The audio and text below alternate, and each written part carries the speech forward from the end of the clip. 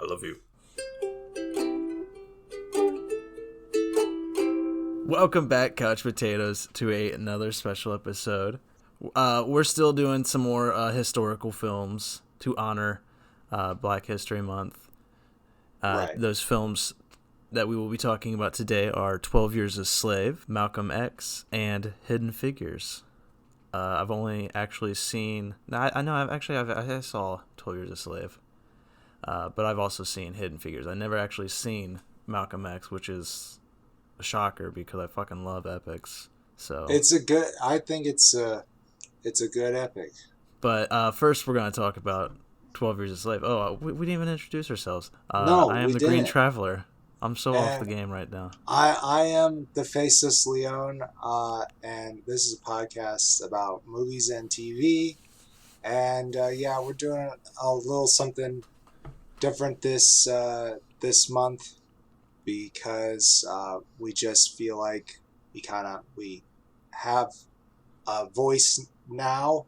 It's a small voice, and maybe we could use it to help change people's opinions if they are out there needing to be changed. I don't know. Here we are trying to do what we can. So, yeah, 12 Years a Slave. Directed by Steve McQueen. Yeah, Steve McQueen. But not the action hero of the 60s. That is always confusing me. Yeah, I don't know much about this Steve McQueen, but whenever I hear it, I think motorcycles. But anyhow, Solomon Northup. He was a free man, a musician who was drugged and kidnapped and then sold into slavery. And drugged and kidnapped in Washington, D.C. In Washington, D.C., which, Washington, D.C. is basically in Maryland. It's technically not in any state, but it's basically in Maryland, which I believe had slavery at the time. It did. It's just sad that he was a free man in New York, living a prosperous life, and he goes there to perform a circus or something. That was what I think the con men were saying. I think that's what they enticed him with in the film. I've never read the book, which watching this again, I think I might. I feel like they were pretty loyal to the book in the movie, though. And he gets sold around, which, I mean, just all of the scenes where the industry is taking place is just heart-wrenching. Yeah. This a very intense film. Yeah, it's hard to watch at times. Yes. Just emotionally, like it starts with a young woman. Benedict Cumberbatch is the first to purchase Solomon under what's the name? He Platt. I think it's Eli Platt or something like that. Forced into taking the name Platt. I don't know. I don't remember even hearing a second name. Yeah, it might have just been Platt. But he's forced into that name, and Benedict is the first to offer to buy him, and he also makes an offer for a woman who's there with her kids, but Benedict can't afford the kids, so that's the first scene in the slave trade that you witness as a mom get taken from her kids, and it's heart-wrenching. It's hard to watch.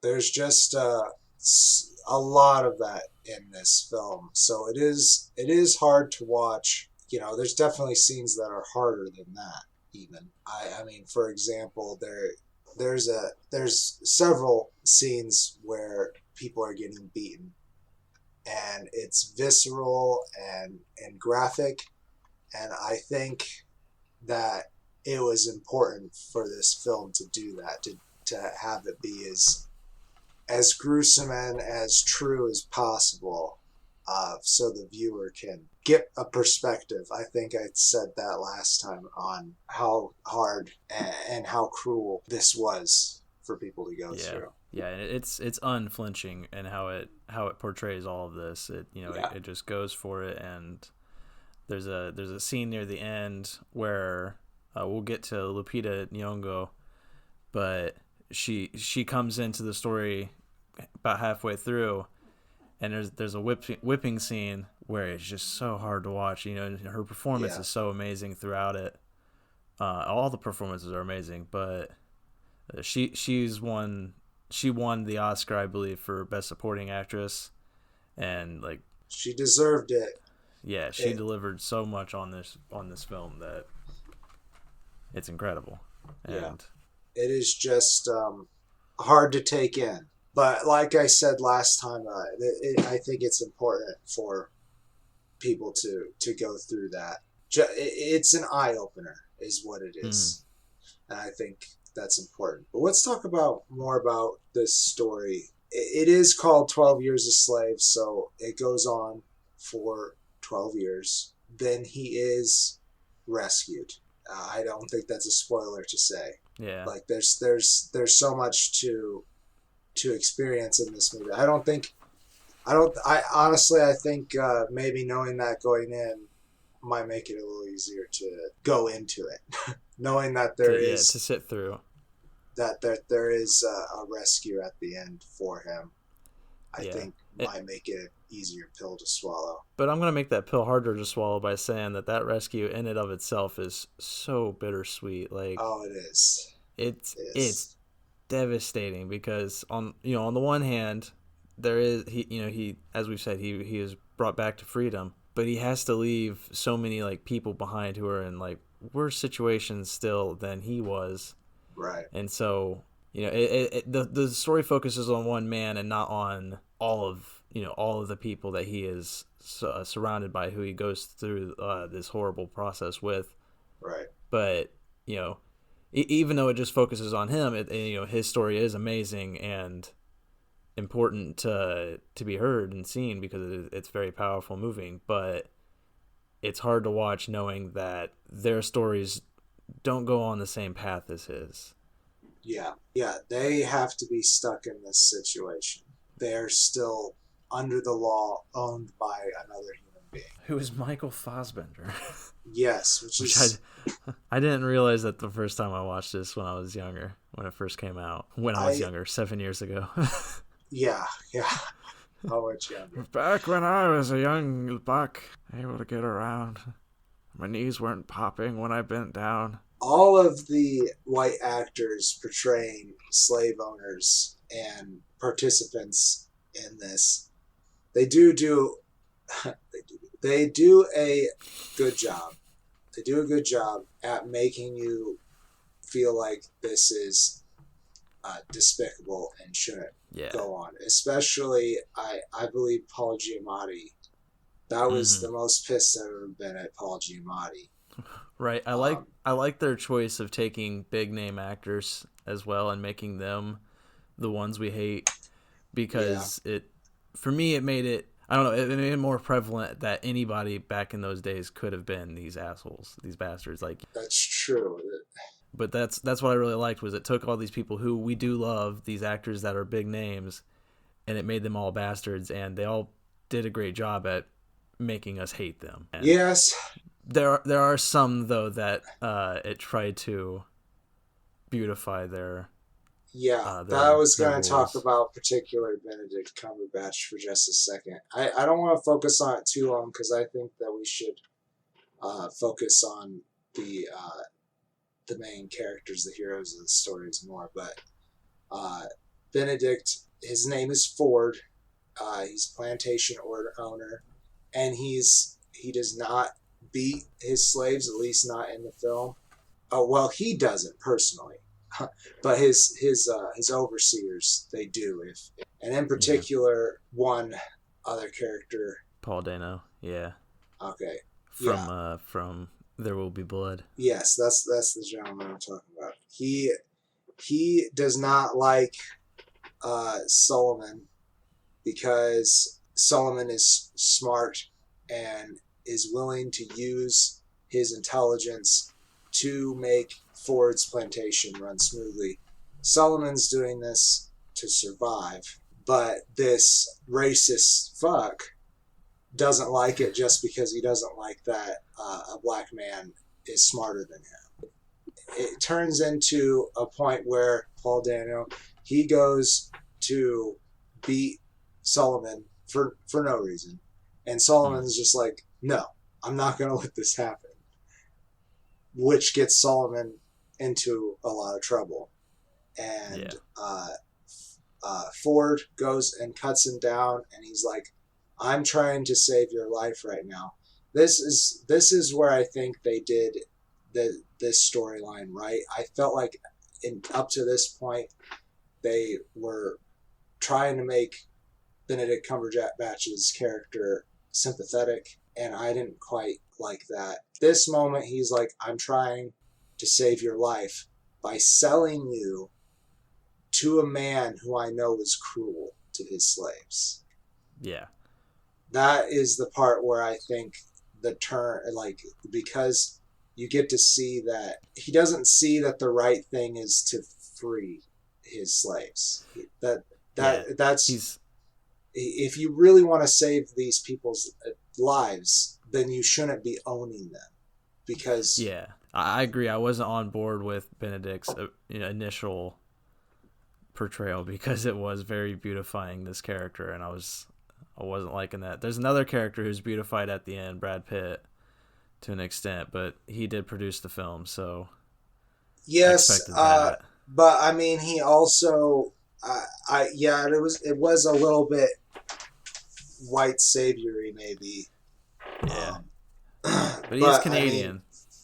he is a Canadian. He voices that he's against what the Michael Fassbender character does for a living, but he's still willing to take his money to build a building on his Yeah. plantation.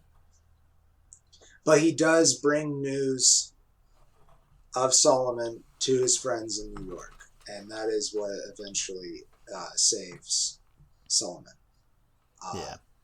So that might be a little bit white savory, but there was, I don't feel the same way, and the rest of the world might disagree with me, and maybe we'll see uh, what the people think. I don't know if they'll agree with me, but I do not feel the same way when they elevate somebody who voices their opinion against slavery. I don't feel bad about that, because they should highlight people who are taking a step against it. But it was an impossible situation. It's also a true story. Exactly. It's based off of a novel, and I'm sure that's how. Again, Yeah, I feel like it was very fair. I haven't read it either, and I feel like it's very loyal right. from what And I've and Solomon researched. Northup wrote the novel himself. I guess that's really my only issues with the movie, and I don't really have many issues at all because it's well Yeah, delivered and well directed too. Like Steve McQueen did an amazing job. yeah, I believe so. Performances from Chiwetel Ejiofor, I believe, Yeah, who plays Solomon, and Lupita Nyong'o, who I don't remember her character. I think it was Patsy. Patsy is right. Yeah, But their they performances are incredible. Like, yeah they stand out the most for sure. yeah, and yeah, and but my only issues, as I said, I had two of them was, some of the white. There's a lot of white characters, and they're all There are quite A-listers, yeah. so they draw a lot of attention just by being A-listers. But I don't feel like I feel like that was more, which I hate to say it too because I don't like it, but I feel like it was more to draw attention to it to get more people in the seats. Yeah, I guess though I do want people to see this film. I think the Yeah. parts of it that are beneficial are very beneficial. Mm-hmm. I feel like it is a worthwhile film, though I do share your reservations about this white A-list Yeah. cast, excuse me, in the background. Yeah. Yeah, I just contradicted myself from earlier when I was saying that it's like I liked putting them in there as as the Yeah, assholes to make it more prevalent, and then I'm like, oh, actually, now that I think about it, I hate that they're all A-listers too. So yeah. It, it, I'm a it conundrum. definitely might draw away from the other characters. But let's talk about Solomon and Patsy a little bit more. And there was also, man, I hate it because I can't remember uh, her name, but the mother of the that got separated from her children. That Yeah. so there was two stories really that happened on the two different plantations that Solomon was kind of set up with these women. That's kind of how it felt to me, anyways. That not necessarily that the director was trying to romantically set them up, but that they were trying to, like, it was they were definitely women that Solomon was sympathizing with. Yeah, The they first grounded woman, his journey. yes, the first woman was always mourning her children, which, I mean, how couldn't you, really? Yeah. I'm not a mother, nor am I a father, but I couldn't imagine what that feels like.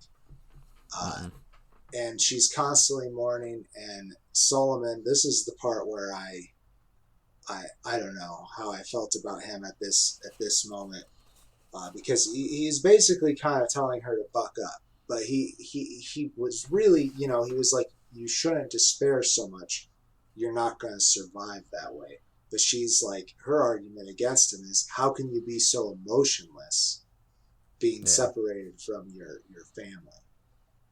And so it's very interesting to see those two stories kind of tug and pull at each other.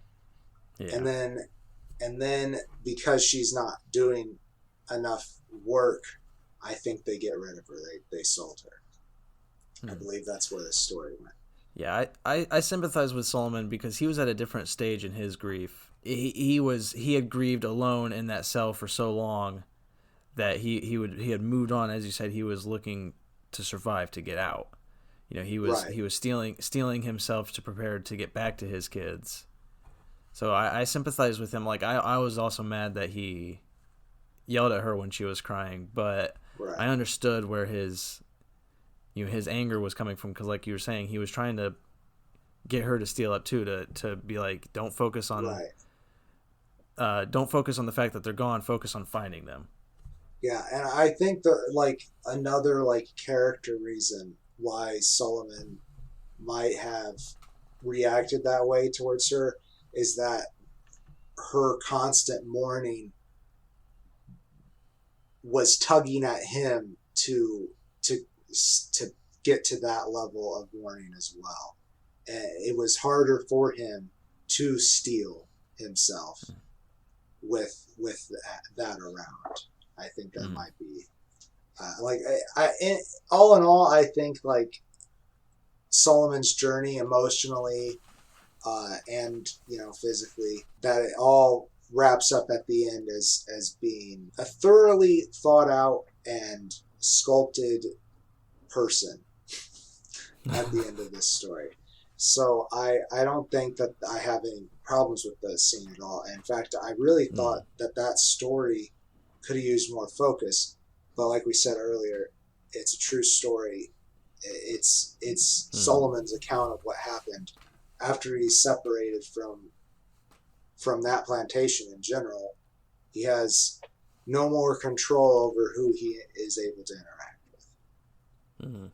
So that story does kind of just go away. Maybe I don't know how long his memoir was. Maybe there is more in the book with those characters. That would be interesting to me.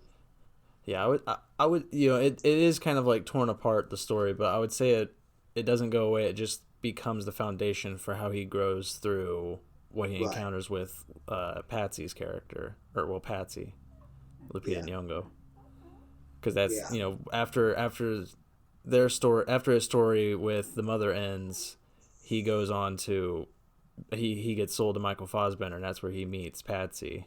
Yeah, and Patsy is Michael Fassbender's character considers Patsy his prize, which is gross. She does go out in the and outpicks everyone in the field, and he also is physically attracted to her, Michael Fassbender's character, which leads to she just goes through more abuse than any other character on that plantation, because the wife also hates her because she draws the eye of her husband. And the wife's played by Sarah Paulson, and she is just so cruel. Like Yeah, there's a scene, like many times I think there's a couple scenes where Fassbender wakes them all up to dance for his wife because like she can't sleep or something.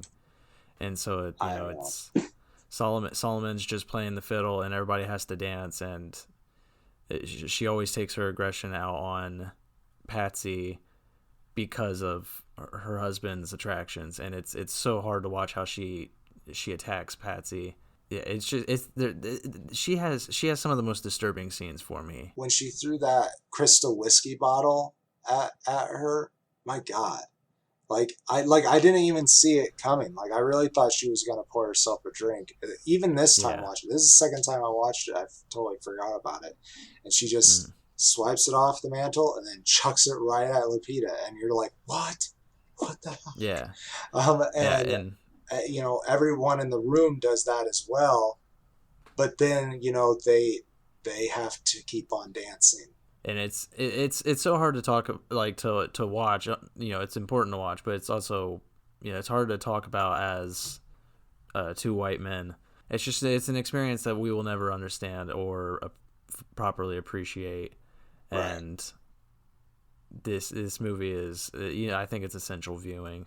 I mean, despite the A-list cast. I do think that Ejiofor and Lupita, I believe that they are both, partially thanks to this film, both becoming what I think the general public would consider A-list actors. Oh yeah, well I mean like Us, the Yeah, second us. Jordan Peele film. Yeah, and also I just honestly everything I've seen her in so far I loved. I don't That's remember what true. it's called. There's this Hulu movie. I think it's called Little Monsters. I'm not entirely sure if that's correct, but she plays a like kindergarten teacher, and then there's a zombie attack, and she has to protect it. She's awesome. Nice. It's amazing. I will be happy to see more from really all the cast members that we haven't really talked about too much. It does kind of seem like it is very much Solomon's view, Mm-hmm.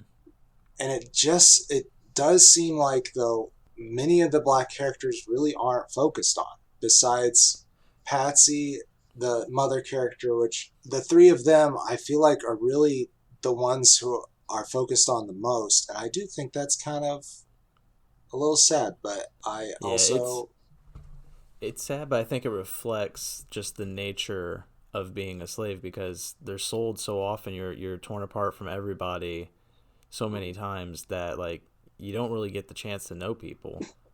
And maybe those were the few people that that he clung to ground his journey to help him keep from like going insane from revolting and not surviving. So it's like it's definitely sad. I do wish they were touched upon more, but like when his story ends with them, you don't see how their story ends. oh man, especially Patsy's. Yeah, like the last thing you see of her is watching Solomon go away, and she faints. Yeah, I was bawling during that Yeah, scene. I was just like, this is so bad, so yeah. sad. I feel like there's one scene that I want to like, one scene in particular that I want to keep for just the audience members when they go to view it.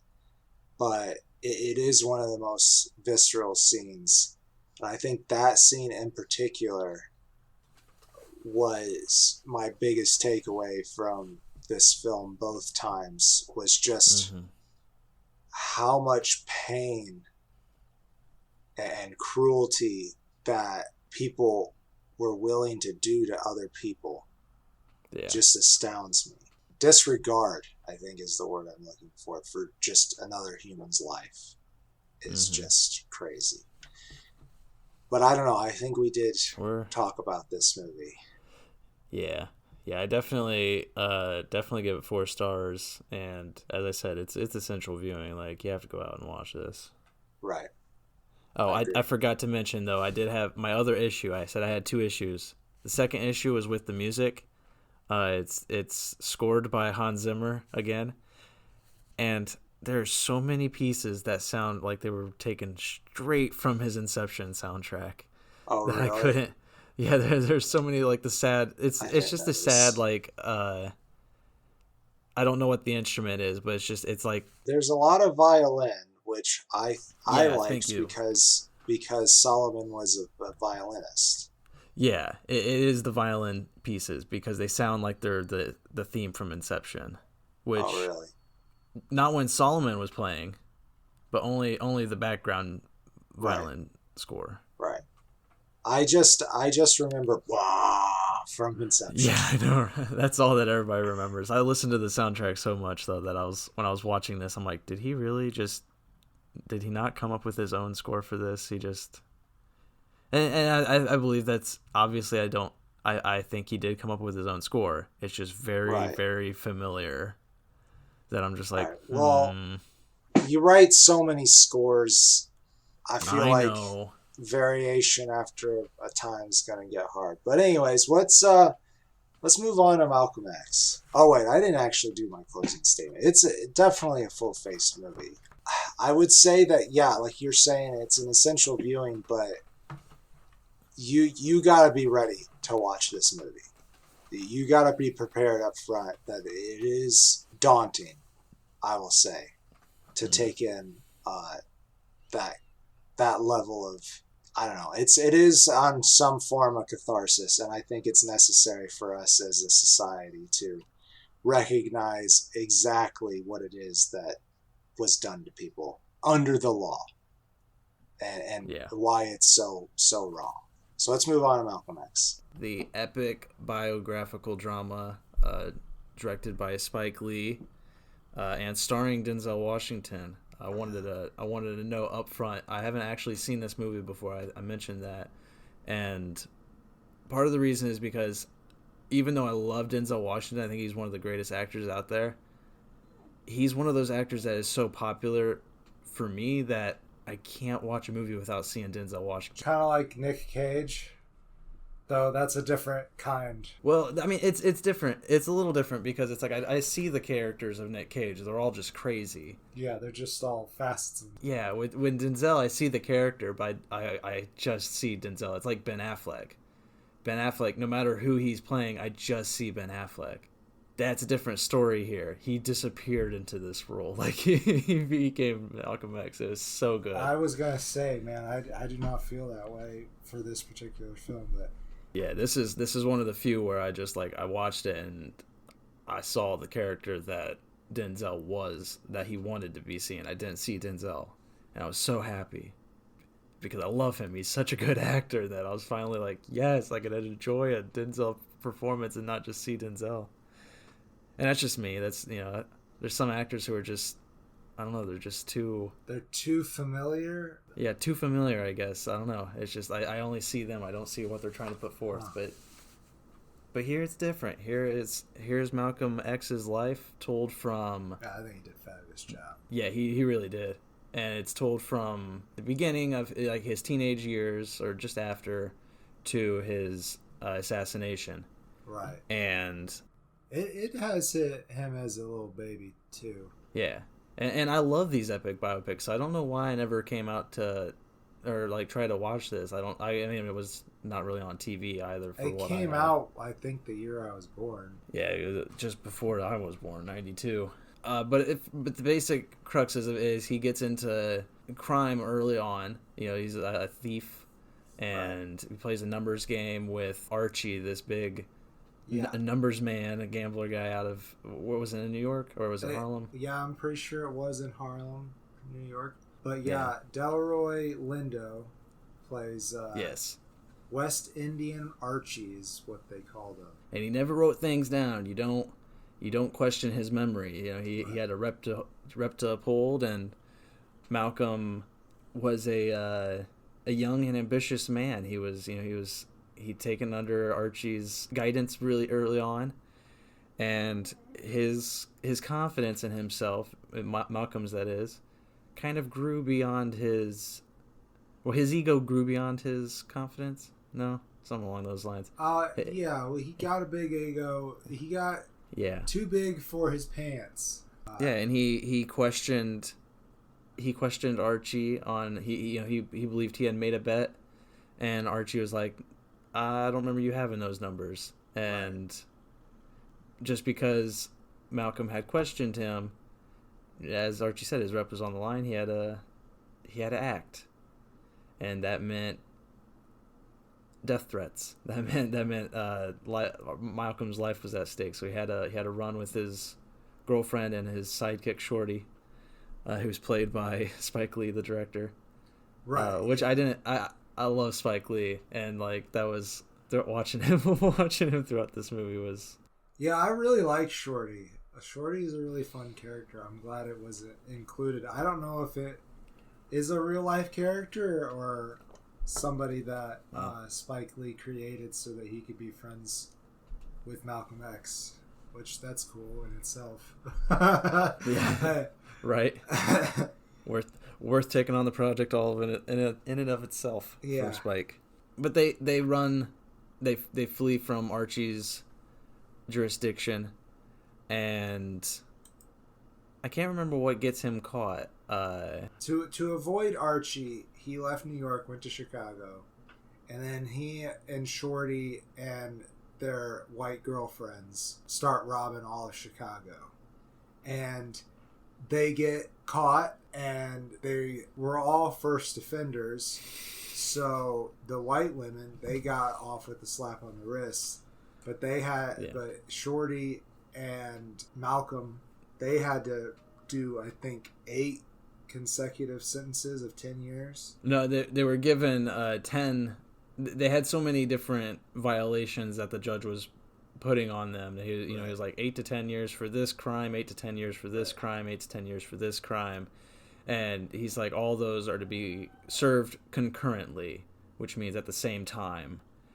Yeah, and Shorty didn't know what that meant, so Shorty like passed out, and Malcolm was laughing. In prison, that's where he meets Baines, played by Albert Hall, who it teaches him about the Nation of Islam, founded by Wallace Froude Muhammad, and Elijah Muhammad was his successor. Froude disappeared in 1934.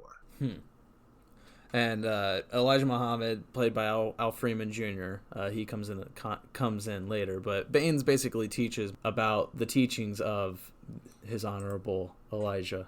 Yeah.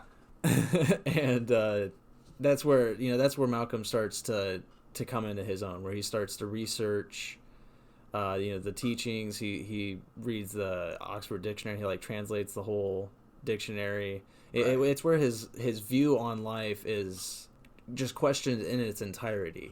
Baines points out the definitions, how white people have shaped the English language, and he points out in the dictionary is like, here's how white is represented, and there's a bunch of good and holy and innocent, purity, and that kind of stuff. Yeah, purity, and then gross. Black is represented as dark, and it's vile, villainous, and it's just his whole life is questioned. That's when he starts to just become a voice for the Nation of Islam. When he gets out of prison, when he's I don't remember if he was released early or if he served all 8 years, but when he gets out, he becomes a voice for the Nation of Islam and a spokesperson, a very famous and powerful spokesperson. He gets a lot of televised time, and he's very vocal. He's a great speaker, so he's getting a lot of ears, and this movie goes into that beautifully. Like, at times a little too dramatically. Like, it definitely is more of a biopic, a dramatic biopic, but I preferred that. This is what I want for Harriet Tubman. I want a movie with this kind of scope. That'd be this awesome. Is the scope I want to give it. I would have watched a 3.5-hour movie of that, right? For sure. That is important to note. This movie is 3.5 hours long, or maybe just under 3.5. But I had to watch it in 3 different sittings because I have a very tight schedule, right? And I could not commit this whole movie to one night. It was just, even though I wanted to, there was, whenever I had to turn it off, I was like, fuck, I want to keep watching. but it is a long movie. You have to prepare yourself for that. Yeah. But that kind of becomes the story. Is once he becomes the spokesperson for the Nation of Islam, he meets his wife, played by Angela Bassett. They have kids. He grows a family, and he because of how vocal he is, his family comes under attack from society. People sending him hate mail, death threats over the phone, which is constantly ringing. And Betty X is Betty Shabazz, but Shabazz is the name I think that Malcolm takes on after he leaves the Nation of Islam. Yeah, she's just struggling with the amount of hatred that is focused on her and her family, and it's weighing on Malcolm too. He's out in the public eye so much, but at the same time, we get those glimpses once he's private, once he's in his alone area, when in his hotels and everything, how much it's getting to him. His paranoia over the threat on his life, the consequences of statements he's made that were just kind of off the cuff. Like he didn't. A lot of times it doesn't seem like he's planning to be controversial with what he's saying, controversial for the time. But it comes out, and there's a statement he makes with JFK's assassination that it made people so mad that the Nation of Islam was like, or Elijah Muhammad said, I have to give you 90 days of silence. You can't talk to cameras. He's like, you can't be the spokesperson for 90 days. And it's like, I don't know if any of that was premeditated. I do believe it's what he intended to say and what he meant, but it always came across. Yeah, it just came across as just off the cuff. It kind of just like a spur of the moment statement that got more attention than he expected it to. Maybe. Right. I do believe this movie does a good job of showing at the end of the movie that he did not necessarily believe the controversial things that he was saying at the end of his life, but when he was in the Nation of Islam, he wholeheartedly believed what he said. And like you said, he meant to say it, but like I think I can agree and say that maybe he said some things that he should not have said. And I think the fully developed Malcolm X at the end of the movie would agree with you that he probably said some things that he wishes he didn't. This isn't as heart-wrenching to watch as 12 Years a Slave, but there are so many unflinching looks into Malcolm X's life. Right. They present it very well. They don't always make him out to be. I mentioned it when I can't remember which biopic we were talking about, but I mentioned how the biopics that take so much to focus on only the good and never focus on the negatives of the characters, those kind of bore me because they don't seem realistic, because we know everybody has negative moments in their life or negative sides to their personality. Presents all the facets of Malcolm X, and it's based off of his autobiography, which was related to Alex Haley. I think Alex Haley compiled it in written form. And I read that a long time ago, and this is like watching this movie, I want to pick back up and read it again, because there is such a unique and interesting life here, and I feel like he gets overshadowed by so many other popular names of the time. He had a lot of twists and turns in his life. I mean, even in this movie alone, like the first hour plays like a gangster movie. I mean, because that was his life. He was kind of, I would say, a little crazy. He at the very least was not afraid to die, which is a line that he even says in the movie. Which you got to be a little bit crazy to feel that way, I think.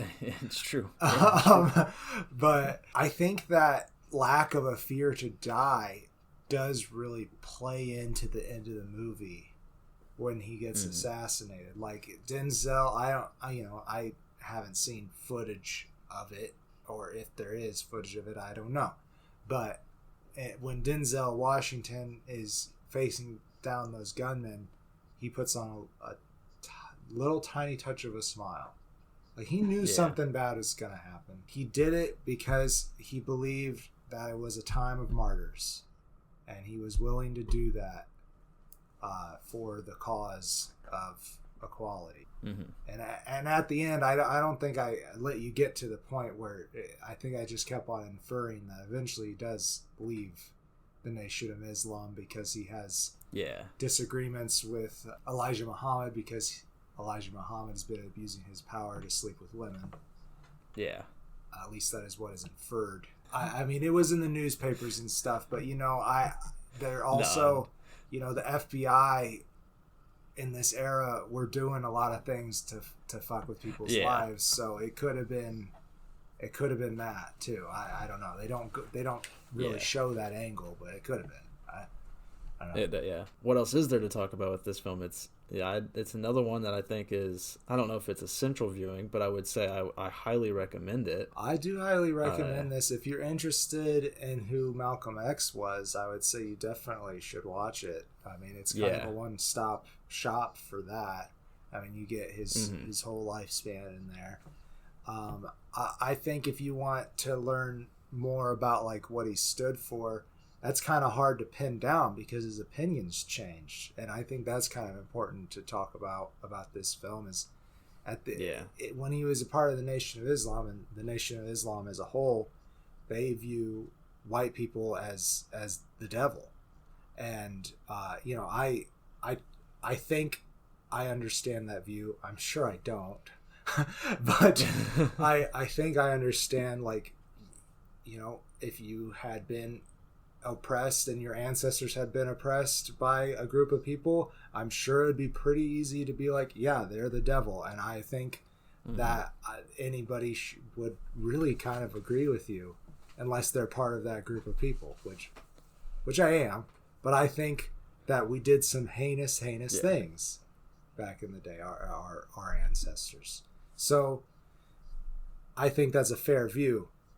Anyhow, once he separates himself from the Nation of Islam, he goes on a pilgrimage, and when he's there in Mecca, he meets several white, blonde hair, blue-eyed Muslims. So if Allah can accept everyone as his children, then that's what he then believes that needs to happen in America, is that everybody has to work together to be. Yeah, and what helped that view was, like, being at Mecca, there was so much tolerance there. Right.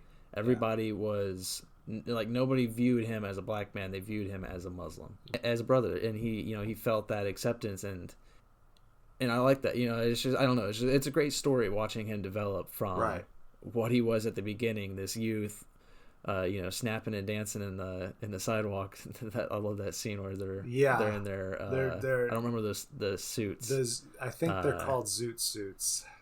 Was it a zoot suit? Yeah. Okay, I knew that. I know that term. I actually never knew what a zoot suit was, but yeah, that scene is, he goes from that to this bearded minister, right? And it's it's an incredibly interesting journey to watch. Right. Yeah, it's a very good journey. Like, I really liked the chapel scene where he was trying to make the chaplain realize that Jesus had color. Where he quotes scripture, even where it says, I'm not going to get it exactly right, but he says, when I say scripture, there's several scriptures. He quotes the Bible and saying that Jesus had woolly hair and skin the color of bronze. Yeah. That's not a white person, like all the portraits say. Yeah, that is a fun scene, because I feel like that's one of those scenes that ends just a little too early, because they don't really show the chaplain's response. He's just kind of dumbfounded. He's just like, oh. He says, that is interesting. That's what he says. Yeah, and if he's convinced, we will never know. But this going out to all Americans listening now, and I guess all white believers in Christ, he was not white. It doesn't matter. I'm sorry, he wasn't white. Sorry, everybody. But it's just how it is. It's the fact.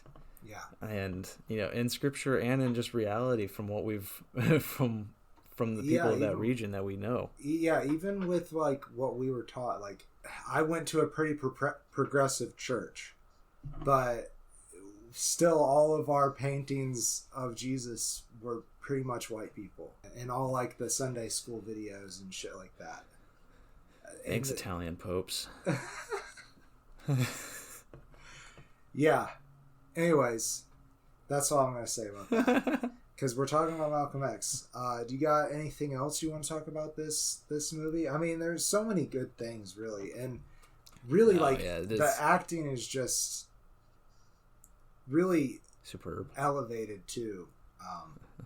And, like, the epic scope really just makes it feel like 3 different movies. And I love that about this. And I mean, I think that's my closing statement is the epic. I want to see more, as I said with Harriet Tubman, I want to see her presented in an epic like this. I want people with this kind of character, this kind of magnificence behind them. Right. I think an epic is deserving of their biopic, and Spike Lee killed it. This is an amazing movie. Again, it's not as heart-wrenching as 12 Years a Slave, but it is as important, I would say, in regards to Malcolm X. And I give it 4 stars. It's highly recommended. And damn it, I feel like there was something I was gonna say, but now it keeps escaping me. That's what I gotta say. Go see that, and also go see Spike Lee's other movie, Da 5 Bloods. It's on Netflix. Came out last year. I have yet to see that. I highly recommend that. I really enjoyed that one. Well, maybe we'll do that sometime. Yeah, I gotta say, I actually would put this movie pretty high up on my best 100 list or something like that. I really enjoyed this movie. This is the second time I watched it this year. I watched it. Wait, 2021? Huh? Oh, I guess it's not the second time I watched it in 2021. You're right. God damn, it's February 7th when we're recording this. It's cold as hell. Yeah, I need to get familiar with the fact that it's 2021. I gotta get on the ball. So you don't write the date as much. I don't. No, I am living at home. I hope you're living at home. Yeah. No, she hasn't yet. Working at home is what I meant to say. Anyways, I've watched this twice within a year, not the same year, within a year's time, and I would watch it a third time. There's just so much to this movie. It's really good. So go see it. Full Face movie. Denzel Washington lost the Best Picture to Al Pacino for some movie I've never seen or heard of. So, the fuck even. The fuck. So you mean Spike Lee for the best movie or for Best Actor? For Best Actor. Denzel, sorry. Best Actor. Yeah. Yeah. What was Al Pacino in '92 that could have been better than this? I don't know. I've never even heard of it. I saw it and I was like, I did not win. Whatever. Snub. It's just like the Oscars, man. Their history is gross. Yeah. I think maybe we should move on then. I do wish that we could talk more about the Malcolm X movie because I really did enjoy it. But we should move on to Hidden Figures. Indeed. Saw this opening day when it came out. Hey, we did. Back in 2016. We did do that. Oh, good old days. When we would just go to movie theaters and watch movies when they came out. Not no more. Maybe again sometime. Maybe soon. We're closing in on a full year for me not being at the theaters. I think by the end of February it'll be a whole year where I haven't gone to a movie theater. But what about Tenet? Depressing that is for me. Well, that was at a drive-in. It feels different. And we did go see Jaws and Jurassic Park. Also at the drive-in. It feels different though. Okay. All right, I'll give it to you. Hidden Figures. I wanted to pick this movie also because I like our space history as well. I just think it's entirely interesting, and I think that this film is, it fits into our agenda for what we're trying to do here, and I think it's kind of interesting that we picked out. We did not do this on purpose, but we picked out a movie in the slave era, the civil rights era, and then a movie that depicted people in the workplace. And this particular movie is about three, I'll call them heroes, who were... I mean, they are. Yeah, they're heroes. They helped us put our nation, that is the U.S., put people into space. This being Katherine Johnson, Dorothy Vaughan, and Mary Jackson. They are the highlighted heroes, and in the film, at least, they are best friends. They work at NASA, and they deal with the segregation they're in, and they do their job. They put a man into space to orbit Earth is the big focus mission of this movie.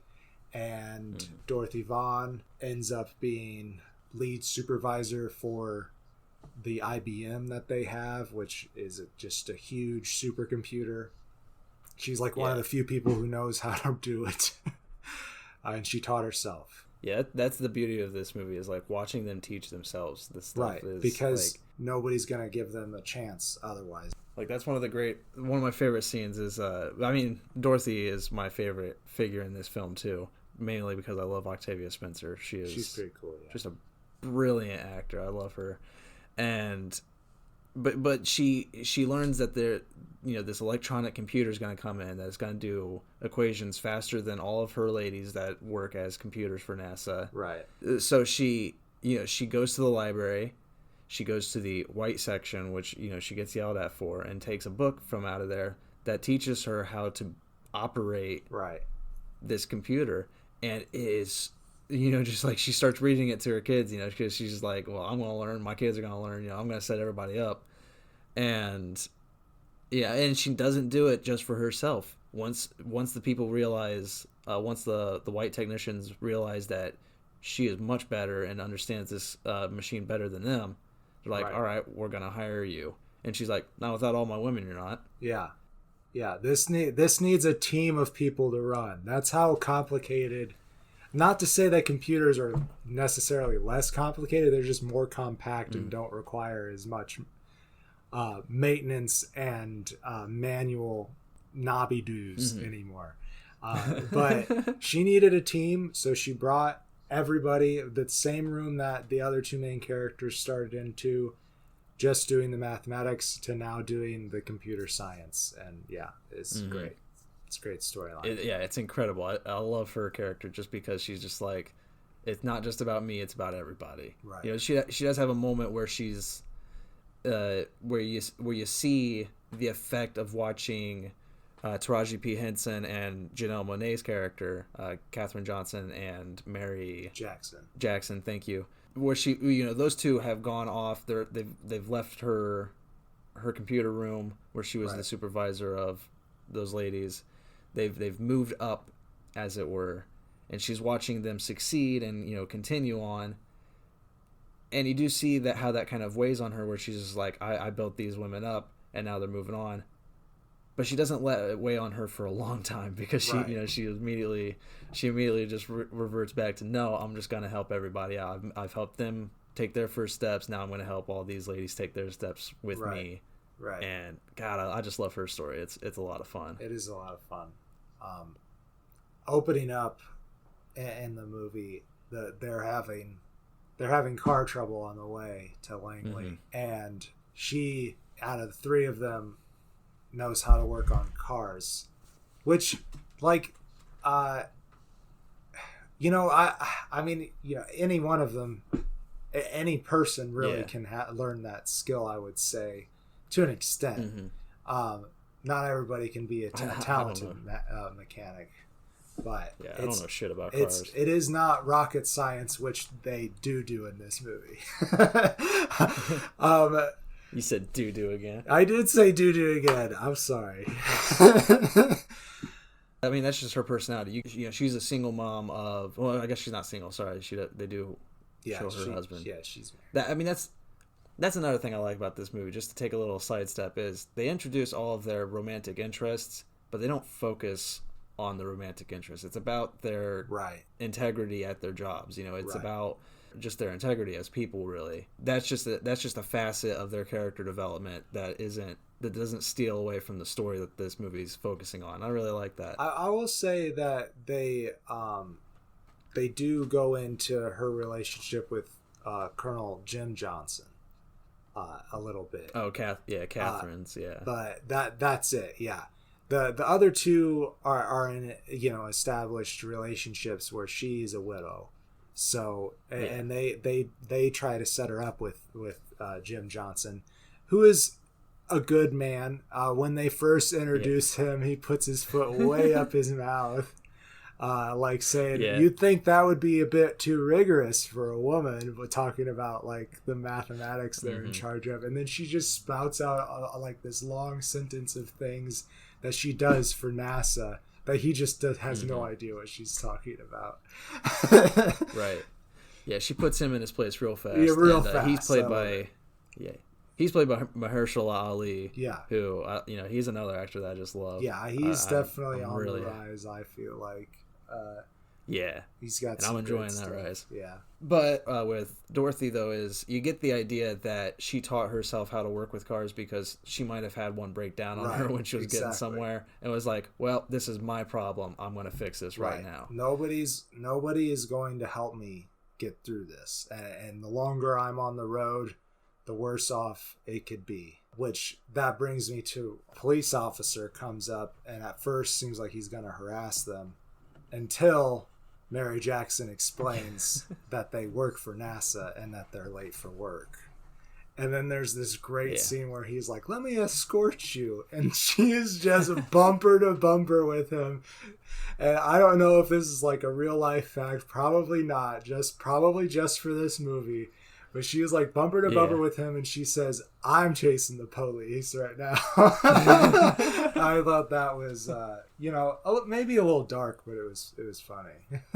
Yeah, I do feel that is one of the things with this movie is it does try to appeal to the white audience quite heavily. There's, the Kevin Costner's character is a white savior without a doubt. Al Harrison is the character's name, who is not a real life person.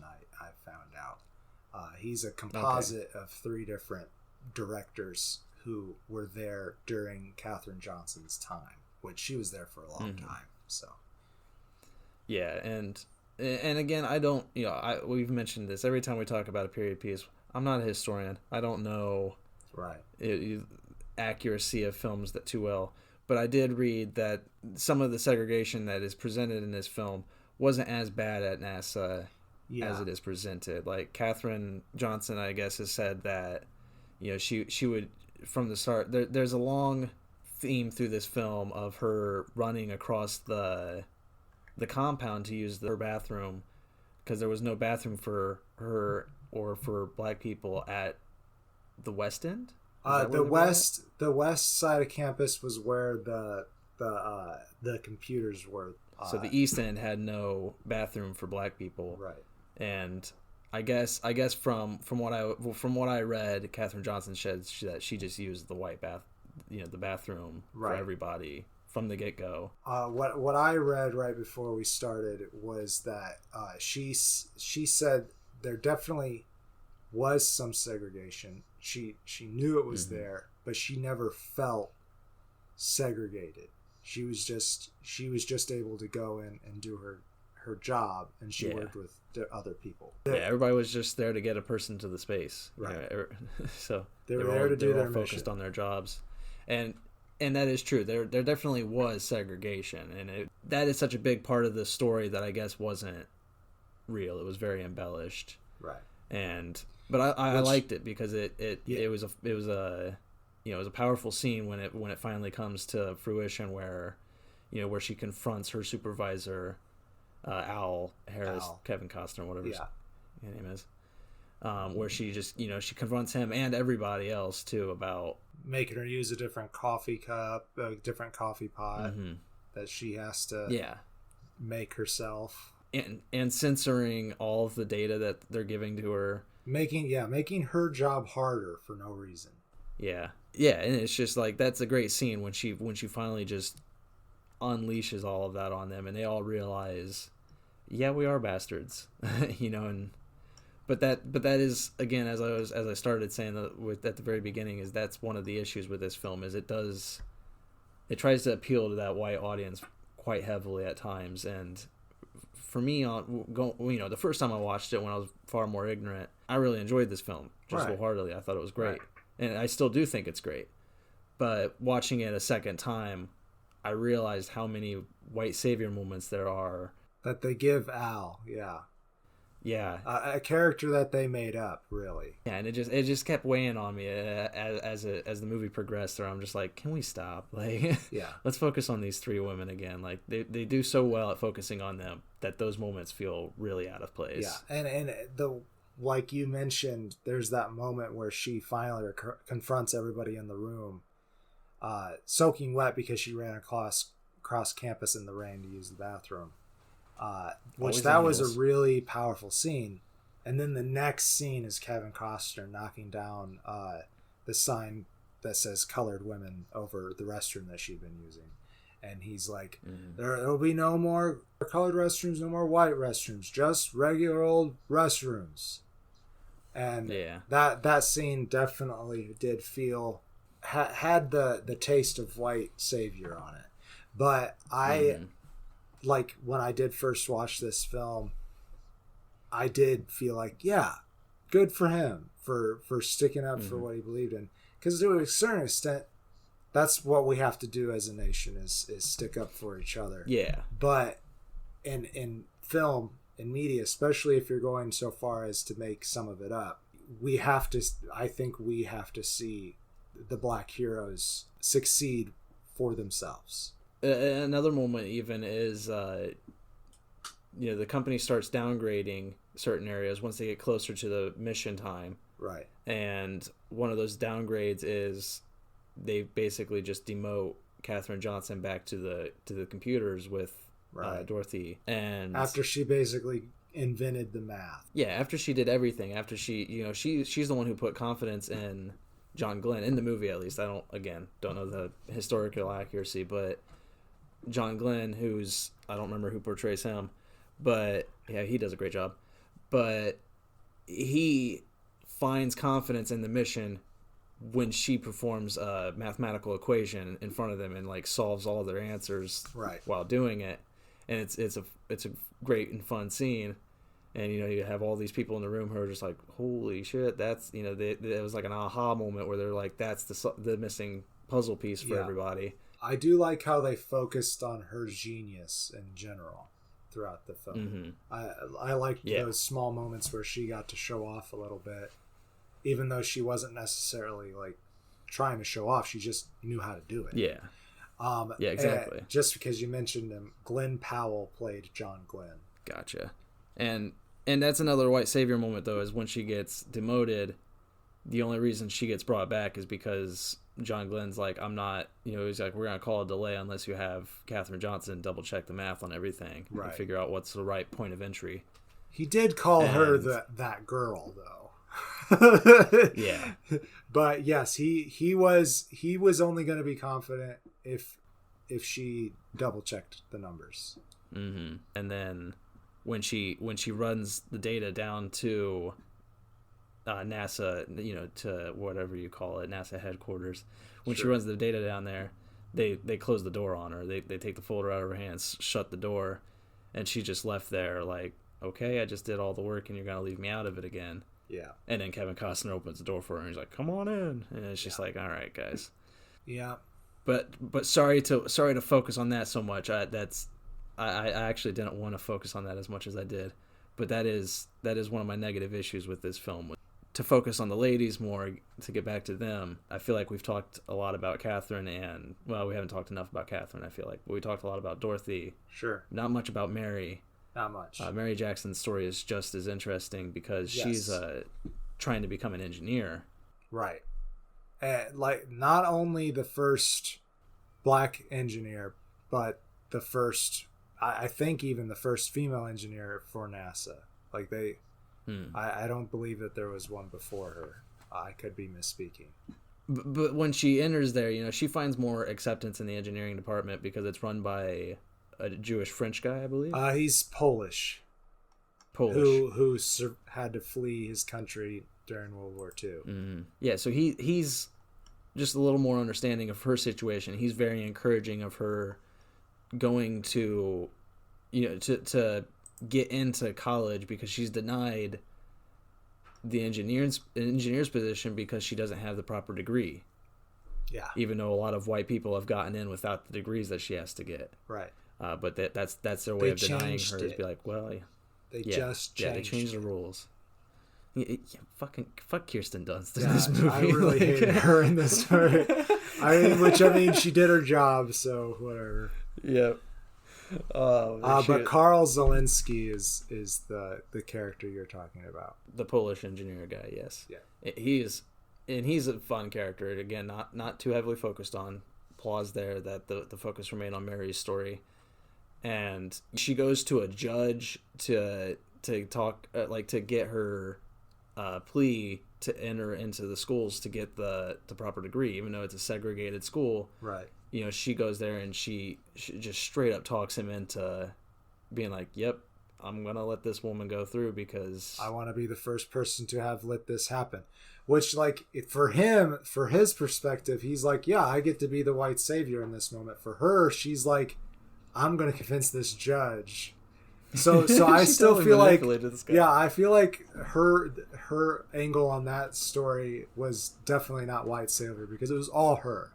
It was all her being super charismatic and convincing him. Yeah, using her. Yeah, using all of her wits and all of her guile to get her goal accomplished. Right. And I agree. It definitely felt more like her accomplishment. Even though he is the one who gives her the pass. Right. She's the one who succeeded in convincing him. Right. And I do wish that there was one more scene with the Zelensky guy, because it felt like there was only really 2 scenes with him and her, and their relationship was really interesting. And I never got that feeling that Zelensky wanted to be this white savior character for her. I think he was always under the impression that she was the right person for the job. So I like that relationship, and I kind of wish there was one more scene with the 2 of them working together, just because I liked that relationship. But it wasn't, the focus was not on that relationship. It was on the success of these 3 women. So I think that in Mary's story in particular, they did a pretty good job of making her the victor in the story. Mm-hmm. Whereas, unfortunately, Katherine Johnson's story had Al, which, you know, I don't think Kevin Costner did a bad job. He did a good job. It's just I don't think we need that storyline anymore. If we ever needed it, I don't think we did. I think it could have been skipped over. I think, though, to some extent, some white people needed that example to be like, hey, I can do more.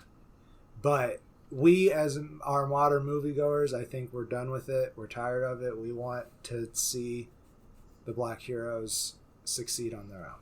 Yeah, we need to keep focusing on unsung heroes too, because one of the big takeaways back in 2016 when I watched this was, I was never taught about these 3 women. Yeah, I wasn't taught. Never. I mean, to be fair, I wasn't taught about any of the mathematicians behind the space race, but these are 3 women who had powerful stories. You know, I really appreciate seeing these stories brought to life. It brings more detail to something that I already loved. Right.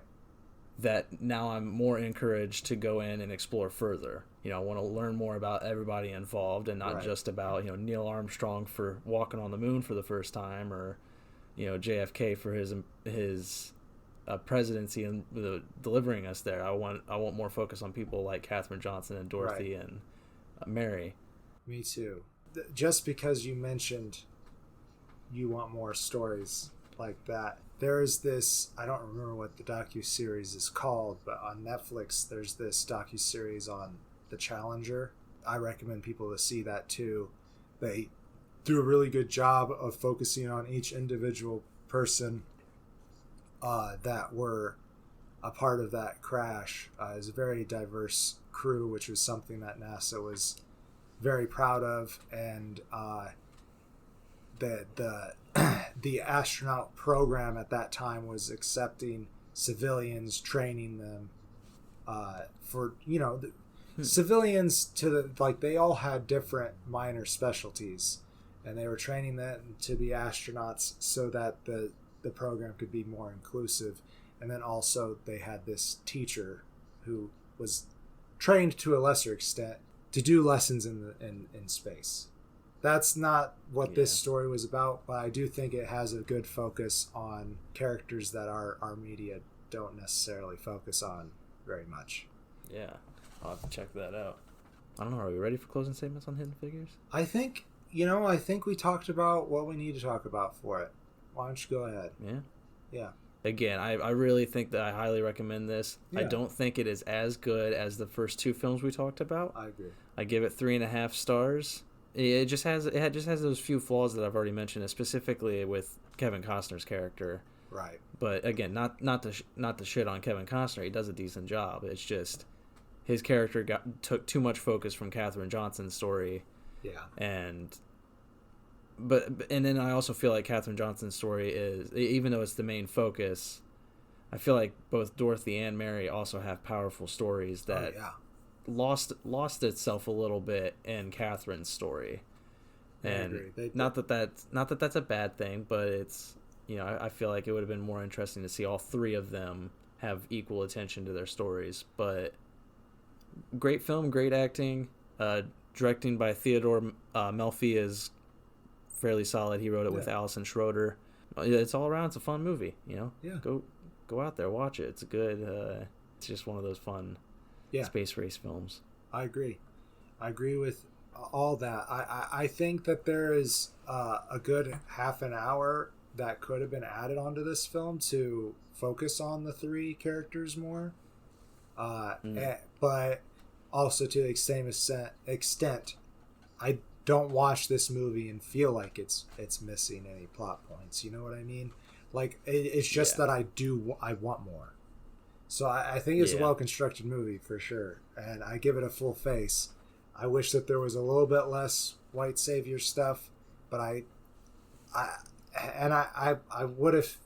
almost said maybe that's a product of the time, but really that wasn't that long ago, and I just don't think we need that anymore. In our stories. So that's what I have to say about it. Still a very watchable movie. Go see it. So who wins who wins our Black History Month Part 2 Threesome Part 2? It's really hard. I think we both are in agreement that Hidden Figures isn't quite up to the mark with the other two, but I really like the Malcolm X film. I really enjoy that movie. I think, and I think 12 Years a Slave, I don't know, 12 Years a Slave might be a better movie. It's really hard for me to choose. I'm going to be honest, this is the most torn I've been on selecting a victor. Yeah. It's strange because they I feel like they hit the three parts that I look in for the winner. One being the importance of the film. I think they're both very important in what the message is that they're trying to portray. They are just both very well executed as films. And then lastly, I enjoyed them both immensely. 12 Years a Slave is kind of hard to watch because of the violence, but I don't think that's it definitely doesn't subtract to the importance of the film, because it is very important, as I said while we were discussing it, that we expose ourselves to stuff like that. But I think I am going to say, for that reason, because I don't want to watch it over and over again, I'm going to pick Malcolm X. Spike Lee's Malcolm X. Nice. I will come to a compromise then, because I agree with everything you said. I think Malcolm X is the more entertaining film to be rewatched. Right. There's a lot to gather from it, and there's both of them are equally powerful. And again, I definitely think 12 Years a Slave is required viewing. Yes. But again, I think 12 Years a Slave is the better movie in regards to impact. And so the compromise is I will choose 12 Years a Slave as the victor so that both of them win, technically. There you go. Okay, there you go. There you have it. We definitely shouldn't be the end-all voice of the victor of these movies anyways, but for our show, that's the format, and we chose they both win. There is no victor because, like, obviously I say all three films are recommended watching. Definitely. But for the silly structure of our show, you guys get it. I hope. I hope. We're sorry. Honestly, I have to say, I'm happy that we did this. I don't think that we're going to stop focusing on Black artists. We're an entertainment opinion show. Everything in these episodes are our opinion. Should not be taken to heart as fact. And I just hope that somebody gets some use out of us making this our focus this month to open their eyes, to look at their neighbors and say, I love you. Yeah, and I accept you for every facet of your being. Yeah. That's what I gotta say. I've been the Green Traveler. And I am the Faceless Leon. Safe travels, and good night. Green and Faceless on the Couch is a proud production of Fiction Works 19. If you want to learn more information about us, check us out on Facebook. You can also check out the Facebook and Instagram accounts of Fiction Works 19. Don't forget to like, follow, comment, or subscribe wherever you catch the show. Thank you all very much for listening.